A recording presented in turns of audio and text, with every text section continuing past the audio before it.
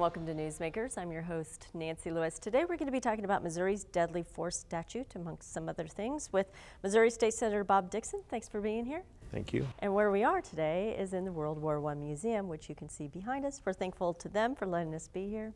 So, okay, you sponsored a bill this past session that would put Missouri's law in line with a U.S. Supreme Court decision that says police officers pursuing unarmed suspects could use deadly force if the officer reasonably believes the suspect poses a deadly or serious threat. Let's first talk about how that differs from what's on the books now. Well, Nancy, what the situation is Missouri law currently conflicts with the Tennessee versus Garner case that the U.S. Supreme Court settled several years ago. And during the grand jury instructions in the Ferguson situation, there was some confusion. And so the need is there to bring our statute in line with the U.S. Supreme Court ruling so that they're clear and the jury instructions are clear. Basically, right now, there's two different standards. What I want to make sure we do is make it clear that it is reasonable force.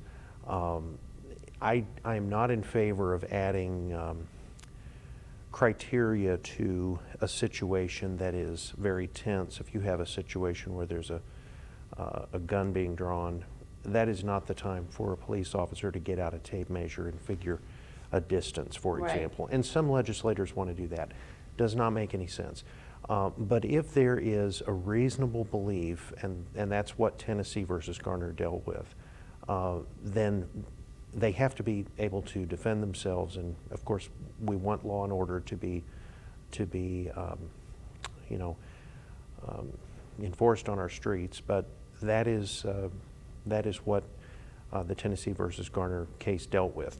So, looking at session, hopefully this coming year we will be able to get that all the way through. It did pass the Senate, but it died in the House on the last day. Let's talk a little bit about the Miller fix that is in regard to juvenile life without parole for first-degree murder. Talk to me about that. Well, the Miller versus Alabama case basically struck down the options that Missouri had at the time in statute for juveniles who commit first-degree murder.